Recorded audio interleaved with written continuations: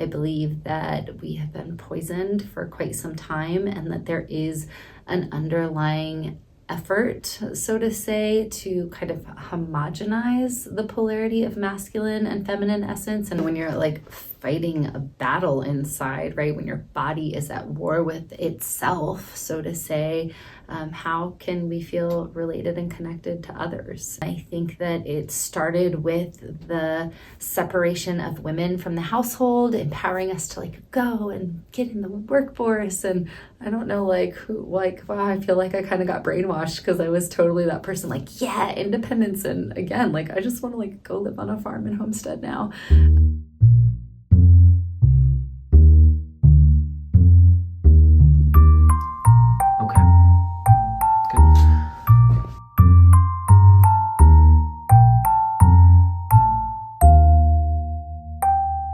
My name is Diana Lane. I live in Austin, Texas, but I'm from Santa Fe, New Mexico. What is your relationship status right now? I am currently in a partnership for about 2 years. Before your current relationship, how long were you single? Good question. I was single about, 7 months. Yeah. Do you also want to get married? Is marriage very important to you? Yes, I would like to be married, hopefully before the baby part. Mm-hmm. What kind of fears do you have about marriage?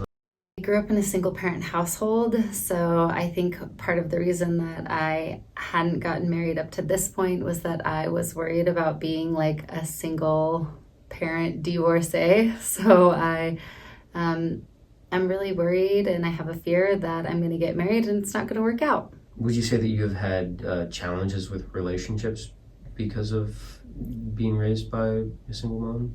I mean, yeah, not having like a super stable, positive male influence in my younger years definitely created abandonment issues. I had to do a lot of like daddy wound healing and a lot of forgiveness exercises. I probably spent, 20 something years like working on healing that wound, and, things like appreciating sports and stuff like that. Like, I played sports, I really liked them, but like having to learn to like show interest in my male partner's interests and things like that, so that they feel supported, and noticing that like my friends who had dads, like they were into baseball and whatever the sports team was that their dad liked. So I definitely see challenges in my life and relationships from not having my father's influence in my younger years.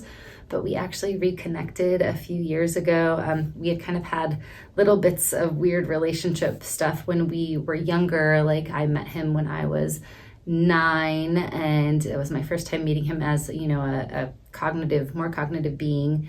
And things were good for a while. I would go and spend time with him in the summers, and he would like send presents on holidays, and we would stay in contact.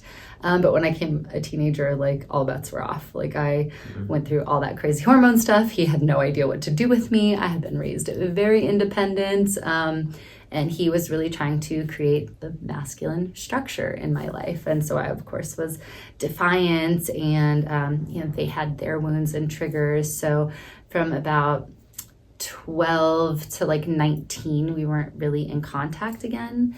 And then we had gotten back into contact when I was in college, and it was really painful, because he didn't really know how to show up for me at that time in his life and was trying to figure things out. So this created strain in my relationships for sure, like feeling unloved, unworthy, feeling abandoned, being afraid of being abandoned again, not feeling like I could trust men because they would leave. Right? Because they would leave. And having him come back into my life, God, I knew I was going to cry, but I didn't know I was going to cry, right? I think I was prepared, but not. That's probably why you don't tell us the questions ahead of time. But having him come back into my life as an adult has been so healing, and he has been so wonderful and shown up for me so big. And we really changed our story and changed our lineage, and really fixed our bond, and we're really best friends and really, really close now. We talk about everything, relationships, all the stuff. And I think that's helped a lot because I always wanted closeness and I always wanted forgiveness and I always wanted to both love and be loved by my father. And so being able to share that, I think, has changed how I look at relationships, how I look at men.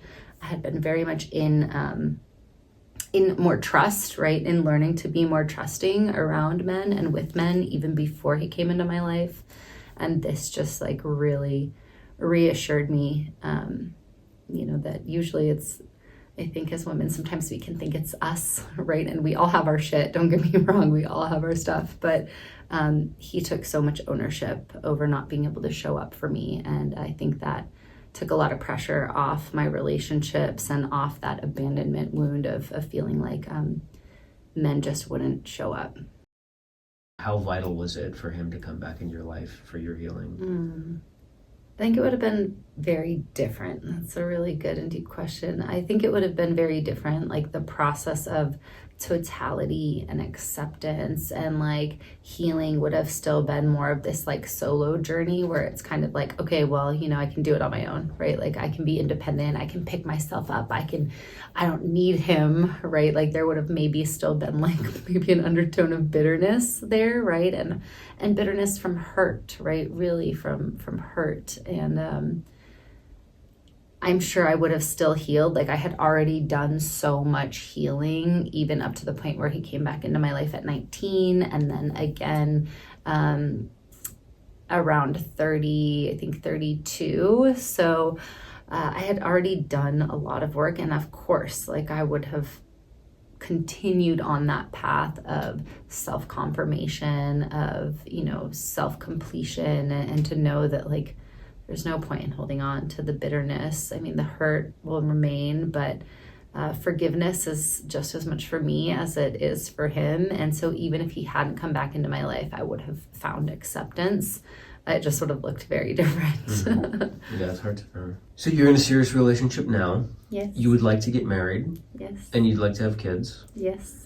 Have your views of relationships evolved over time, and how have they?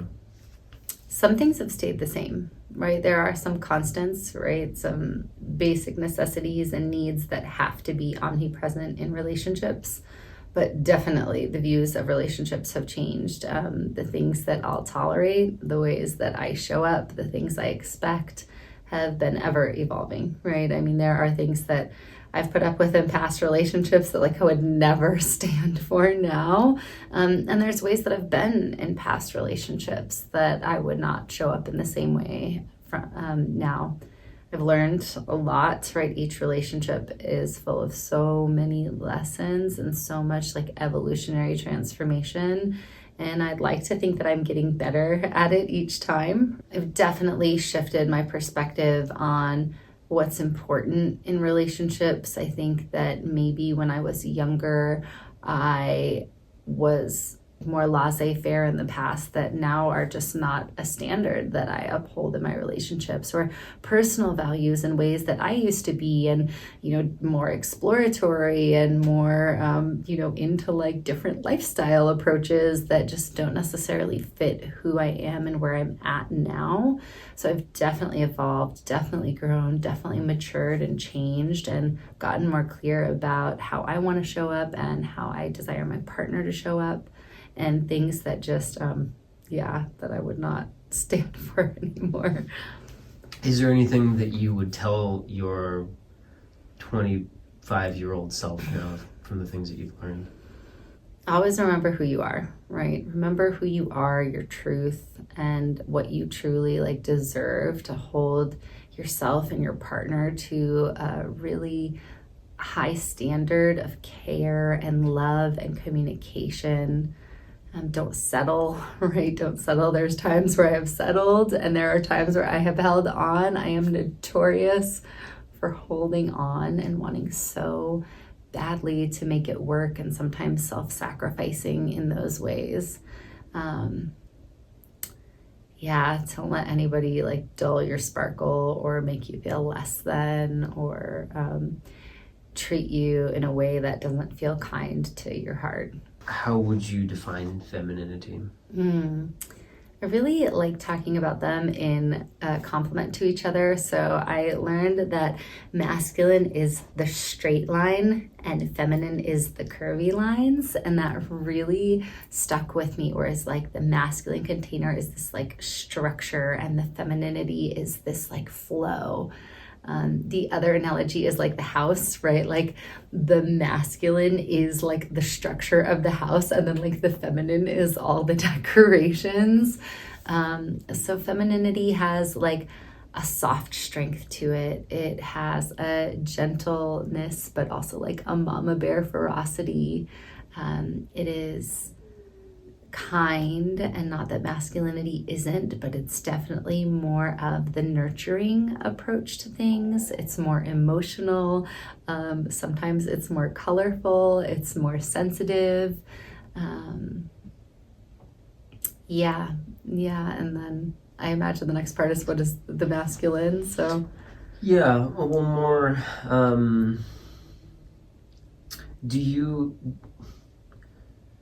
Do you feel better or worse being more masculine as opposed to more feminine? And can you talk about kind of the energies? Because, well, for one, I believe that like we both have these energies, but inherently women just have more femininity and men have more masculinity, but it really shifts depending on what we're doing, the circumstances of our life and culture and all sorts of things can affect it. But do you feel better when you're in your femininity as opposed to your masculinity? Yeah, I mean, you really said it. Like, we live in such an interesting time where there's so many nuances between masculine and feminine essence. Being an Aries and being raised by a single mom, I definitely feel like I have had the blessing of really learning to embrace, embody, and work more in my feminine, being that we had to like figure it out and was definitely raised in kind of a survival instinct. I think it was really easy for me to embody a more like masculine, like I've got this kind of attitude. Like I remember when I was young, like, I don't need a man, and it's like, well, actually, like, I do need a man. I want a man. I feel honored and obliged to be in the strong support of a man. And I definitely am often working on maintaining my femininity, being just like a strong person, being very intellectually stimulating, being able to accomplish a lot of things on my own in my life. I have really learned to soften into the presence of a masculine essence, and I feel a lot better when I have a strong male leading man and allowing masculine support for like lifting heavy things or like opening tight jars or like silly things like that really increase the polarity. And I definitely enjoy much more being in my feminine essence. It's different being a business owner, right? Because I'm like forced to have my masculine hat on to like run my business and keep things going. But I feel much safer and more in flow and more comfortable and happier in life when I can be in my feminine. Like I would love at some point to just like homestead and take care of like the chickens and the ducks and the cows and the babies and the cats and the dogs and just like have that be life. Mm-hmm. Do you find yourself more attracted to masculinity? Yes, and right. I think that there can be toxic masculinity, right? And there can be men who are like too overt and kind of miss the emotional nuance that's important. But I definitely prefer to be connected to a man who has leadership qualities, who is strong, but also kind and has more of that masculine essence. So would you say that it's important for all of us to be striking some type of a balance between masculinity and femininity? Yes, and right. I think that like you were talking about earlier, everybody has nuances of masculine and feminine essence, and leading too far into any one direction can really offset the diversity of that cohesive balance. So like a woman who is just like way too in her feminine and like helpless and like damsel in distress and like can't do anything and I just need help with everything, like that can be exhausting. Like I know people like that, and I pray for them, and I hope that they find that strength to have some self-sufficiency, or same with like a man being way too far in his like essence, that can create kind of a incohesive interaction with people. So I definitely think balance is essential, and like embracing the essence within both of us, because there will be times where I have to step into my masculine and I have to be the lead in our relationship and allow softness and femininity and gentleness from my partner, and still maybe be tender or strong or whatever that needs to be. I think leaning too far to any one direction definitely upsets the balance of our inner polarity and our interrelational polarity. Do you think there's a lot of social pressures from technology and media and maybe even food that has disturbed the hormonal or, you know, energetic qualities of people that we need to, you know, somehow fix or correct? Absolutely. I think we're in a really weird time right now. And like you said, between the food and the endocrine disruptors, I mean, the toxicity of our products that people are spraying and putting on every day in their clothing and in, you know, public environments, there's definitely an attack on the diversity of masculine and feminine essence. I believe that we have been poisoned for quite some time, and that there is an underlying effort, so to say, to kind of homogenize the polarity of masculine and feminine essence. And like, don't come at me for this, because I know that some people are very charged around this topic. But you know, when I was young, like I was a total tomboy, and it was acceptable to just be a tomboy. Like I wanted to play with the boys and wear blue and be on the boys' baseball team and play with bugs and rockets and stuff like that, and cut my hair short and roll around in the dirt and just be a kid, right? And now, if I was in this generation, I might be told, well, maybe there's something wrong with you. Maybe you were born in the wrong body. So, you know, there's hormone blockers and there's surgical interventions, and you don't have to still be a girl. And it's not about having to be. It's just like, biologically, this was how I was born. Like, I don't think that there are any mistakes in that way. And I also don't think there's anything wrong if I want to express myself in a masculine essence or a masculine presence and physical presentation. By all means, do it. But I personally don't think that a surgical or hormonal intervention is necessary. And I do believe that, like, I mean, you look back at like the 60s, 70s, and 80s, you could be androgynous. Men wore eyeliner and like kilts and skirts and stuff like that, and no one really thought anything of it. I mean, even farther than that, like those dudes used to wear those big crazy wigs and high heels. Like that was kind of just common amongst different genders, without there being physical and surgical changes. So I do believe that there is a disruption in the balance of polarity, and I think that it started with the separation of women from the household, empowering us to like go and get in the workforce. And I don't know, like who, like, wow, I feel like I kind of got brainwashed, because I was totally that person, like, yeah, independence, and again, like I just want to like go live on a farm and homestead now.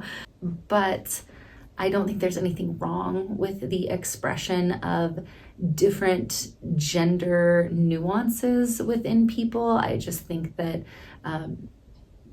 some of these medical industries and pharmaceutical industries and you know, daily product industries are like multi-billion-dollar money makers, and people are capitalizing that and making people think that there's something wrong with them and their body, and that maybe if they transitioned this way or became a different expression of themselves, they would be happier. And for adults, like if that is your calling and that is what you want to do to make yourself happy, do it. Like by all means, find your happy. And I feel the same way about breast implants for young girls and just like the sexualization of our children in general. So this has nothing to do with the like binary hetero expression of things. It's just that I think we're feeding people that there's something wrong with them, and people are looking to find what's going to make them happy, and they're looking like outside of themselves, when really it's just about being right within and being in acceptance of the like nuances of who we are and how we show up, and that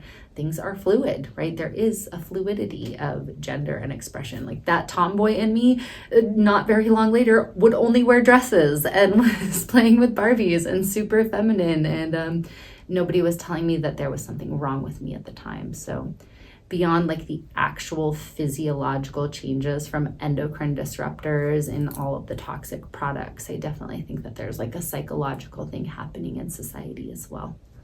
And what would you say can be done, if anything? Do you think like people should be taking proactive steps, or what is it more a matter of just kind of accepting who you are?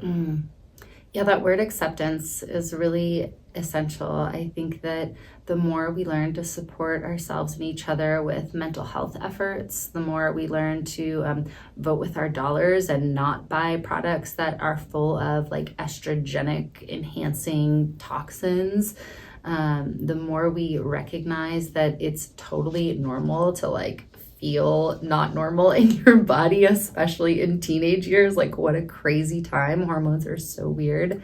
I think the more we just accept and like really find that self-love and talk to our children and help them understand that it's normal to feel like you hate yourself sometimes. I don't know if that's for everybody, but I know that as a teenager, there were times where I like just hated myself. I hated my body. I didn't understand. I hated life. I hated my mom. I hated my dad. I hated school. I hated it all. And learning to like love the tough stuff and learning to like really learn to love this being, this entity, this expression, and knowing that this expression can have masculine essences, it can have feminine essences, and that doesn't mean that there's something wrong with me physically that needs to be changed.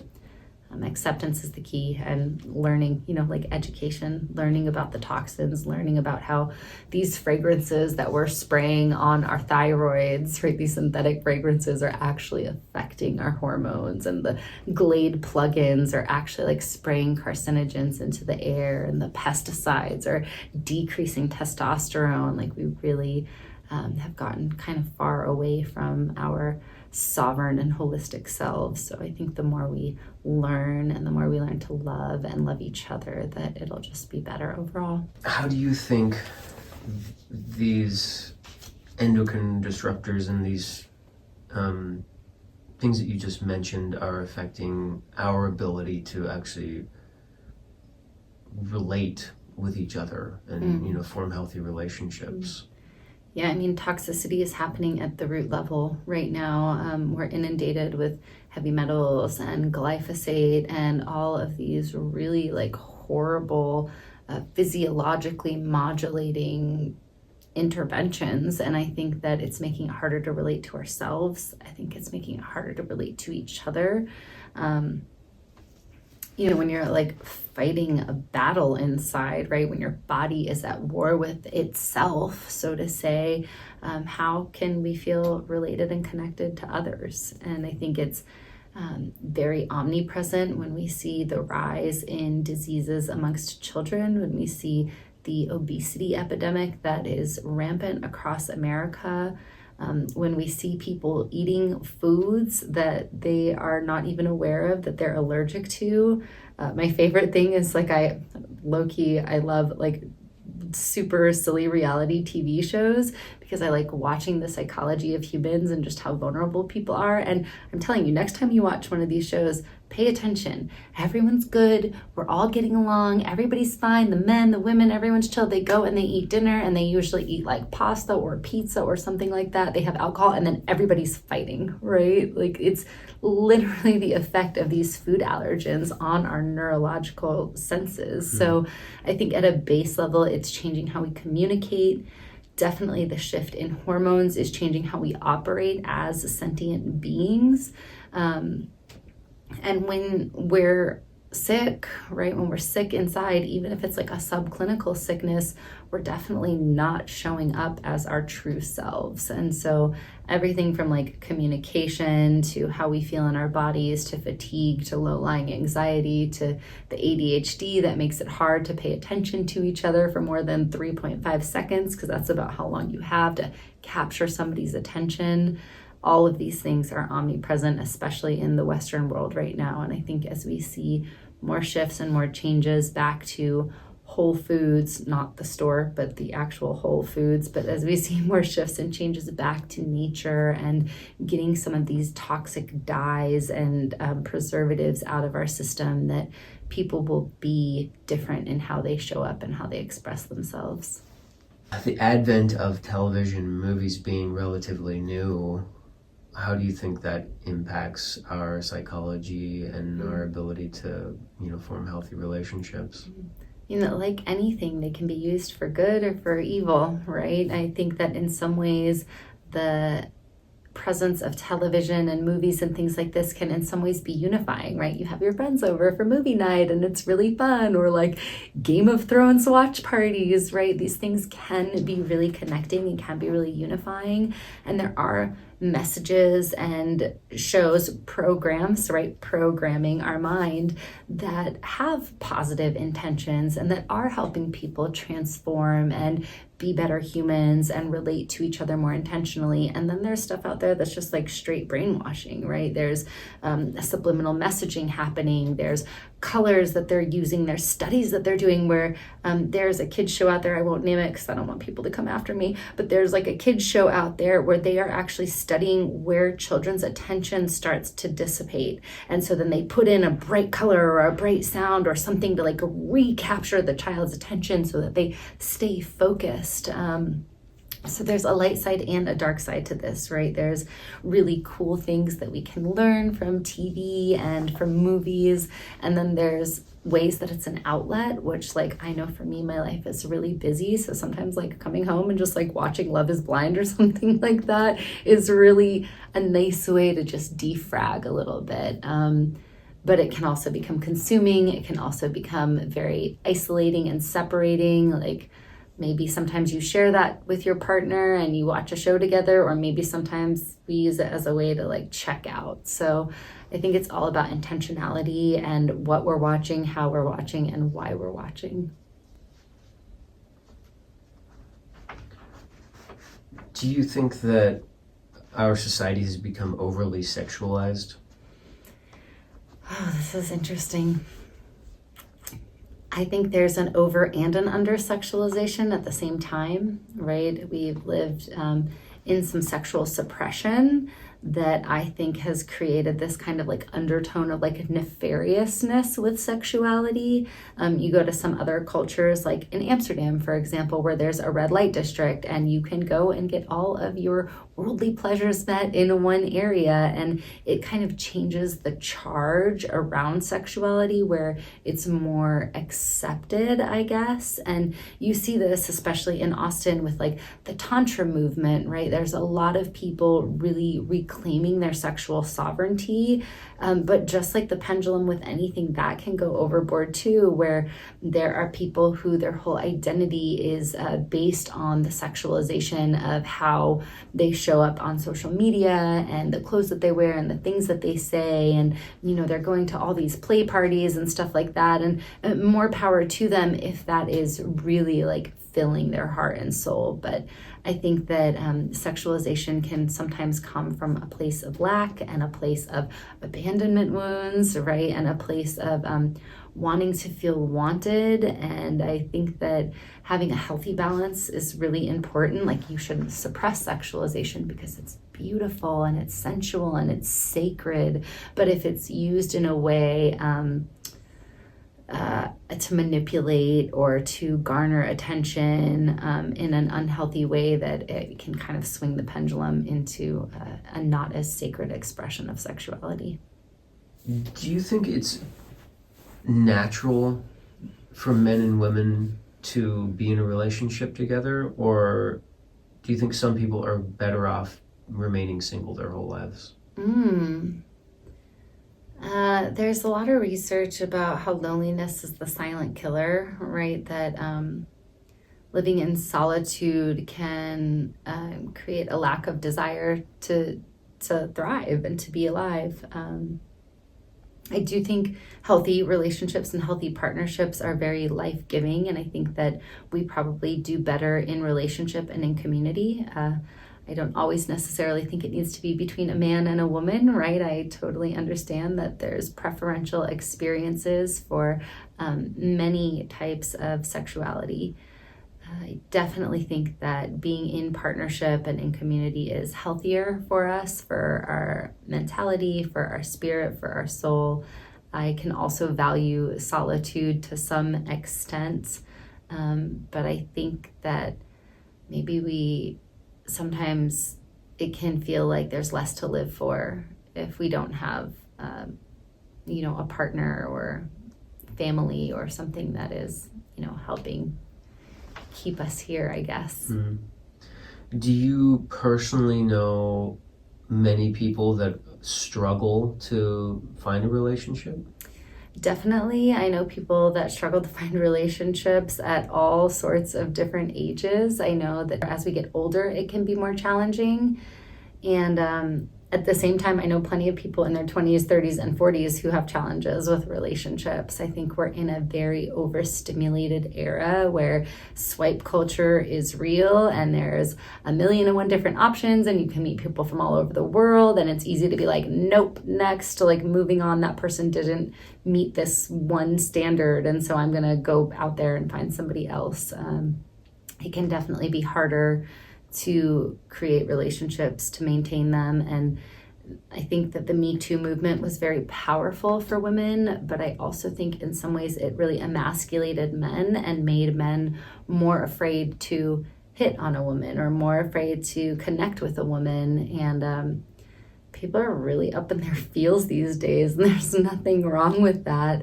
And there are people out there who use predatory sexual approaches, but I see men sometimes being chastised for like hitting on an attractive woman or saying something to an attractive woman. And I think that that's created kind of an imbalance where it's like men are like, I don't even know what to do. Like, how do I even communicate with a woman if I'm worried she's going to think that I am, being insinuating, or worried that I'm crossing boundaries. So I definitely think that relationships are hard, dating can be hard, finding someone to date can be hard, knowing how to talk to people can be hard, and app and swipe culture has just like changed the game for better and for worse. Mm-hmm. Would you have any advice for people that are struggling, for men and for women? Yeah, for women, like open your heart, continue to believe that love is possible. Be welcoming and gracious with men who are attempting to connect with you, and be clear, like make it obvious that you're like, hey, like make it clear that you are open to them communicating and connecting with you, and try not to make everybody else suffer for what you've maybe experienced with other people in the past, right? Not every man out there is some like douchebag pig who's just here for one thing. Like, yes, we all have sexual needs. Yes, men by nature with their testosterone have more of a primal drive in that way, and that's what we should appreciate about them. So be appreciative, be grateful, and for men, like, be good men. And I mean good in the way that's like in the heart, in the soul, and show up for women. Let them know that you're safe. Communicate with them. Be kind with your approaches. Be sensitive with the things you say, but also like don't be afraid to let a woman know that you're interested. Like pursue her. That is the balance, is to like pursue the woman and for the woman to allow herself to be pursued. Well, you haven't dated for a while, but in the past, did you date a lot of men? I mean, like, did you get to know a lot of different types of guys? I'm curious to know your experience with men that are maybe interested in you. What kinds of issues did you see that they had? Yeah, I mean, when I dated, I definitely was more open to connecting with people. I am always kind of more of like a one-man kind of woman in general. So it would be really challenging because if I would be like just getting to know a couple of people, once I like started to like one person, like basically nobody else would exist, whether or not they really liked me or not. So for me, it was challenging to keep dating other men once I became really interested in somebody. And I definitely found that, I don't know if other women experience this, but it's like the not wanting to be too much and not wanting to be enough aspect of, I think, what a lot of us go through. So making sure that I'm being authentic, making sure that I'm being vulnerable, but trying to not be like scared to be too vulnerable. Definitely like the communication, the expectation, the like, when do we like DTR? How much is like too much of an expectation? Like we've only been hanging out for a couple weeks. How many times do we hang out in the beginning? If we're not hanging out enough, are we going to be able to actually foster and build something? But then if we're hanging out too much, are we like becoming codependent or trauma bonding or doing any of those other like unhealthy things? So I think finding the balance was always interesting. And then, dating apps, I really feel for the men on the dating apps. They say that, like 10% of women have like 90% of men or something like that. There's some weird stat about how men are just not really getting as much engagement on dating apps. And it can be really hard to get to know somebody through text or through these kinds of communication pathways. So I would try to be open to meeting people that maybe weren't like my whatever bucket list of all the things I was looking for, and give people a chance and go on more than one date, because first dates are weird and we're all a little weird on first dates. Maybe we're not all weird on first dates, but a lot of people are weird on first dates. So it's trying to really give people a chance, and also being kind to myself, but also being like transparent about my standards and what I will and will not stand for, and upholding my moral compass was always very important. And, some people were with it, some people weren't. And trying to make time, that's the other thing, is like making time for dating is really important, and making time to like foster that relationship with people that I did have a spark with and was interested in. Definitely it was very consuming when I look back at it, just like creating space to date and to connect with people, and trying to foster those relationships with, with new potential partners. And there's self-judgment. You can't forget there's like all the things that I would tell myself. So the disappointments and things like that would happen. So those were always challenges.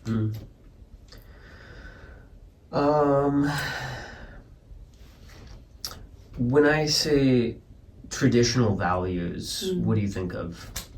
Yeah, when you say traditional values, I think of like a very classic masculine-feminine relationship. I think of monogamy. I think of intentions to, build a family. I think of male providership. I think of the woman not seeking attention from other males, and not entertaining the ideas of other men being in their force field. And in some ways, same for the men. I know that maybe traditionally it hasn't always been like that men have had a lot more like leeway or whatever, but I think it is kind of like a little more old school, right? Where it's like, people like meet in high school and stay together for 50 years, like my partner's parents, and that they're like, that's their person, and that there is no question about it, and they build a life together, and they're not necessarily inseparable, but like, unshakable in that way.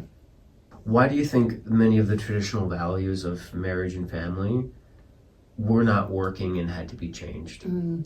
I think that traditionally in like old school values, there was a lack of empowerment for women. I think women couldn't even have a bank account and couldn't own property, and were expected to just like stay home and cook and clean and tend to the kids and tend to the husband, and they basically spent their whole lives catering to everyone else besides themselves.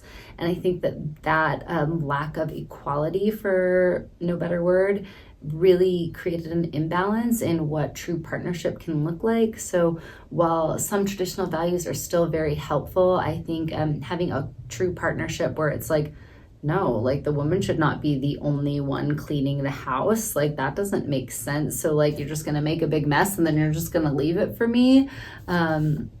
I think creating partnership really needed to change, where women had more independence, but not in a way that's like, well, I don't need you. In a way that's like, I am also a human being. I also have needs. I also need, a break where you stay home and you take care of the kids and you clean, and we have our things that are our natural affinities, right? Like I love floors and counters and putting dishes away, and my partner is really good at putting all the dishes in at the end of the night. So we just find our flow in that way. So there's still kind of a traditional aspect in some ways, but it's not as imbalanced where he's just like the only one making money and I'm just like the only one taking care of the house. Do you think that those traditional values in the past that we could use more of in our society today?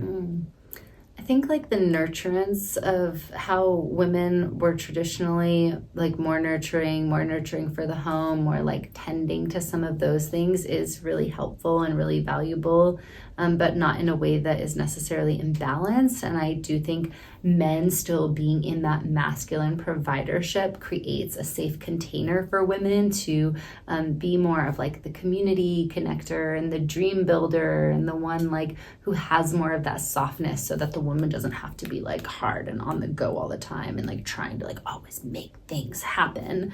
But when it comes to like the chores and things, like let's just get to a place where we can like pay somebody to do that stuff so that neither of us have to be the one scrubbing toilets or whatever. Mm-hmm.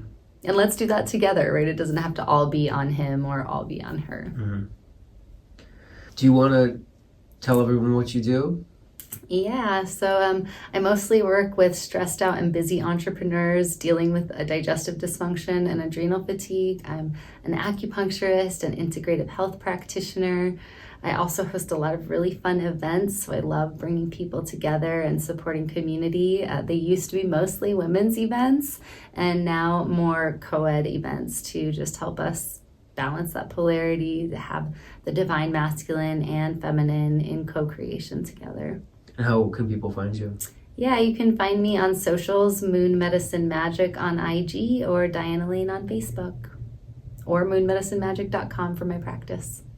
Great. Well, thanks. Thanks.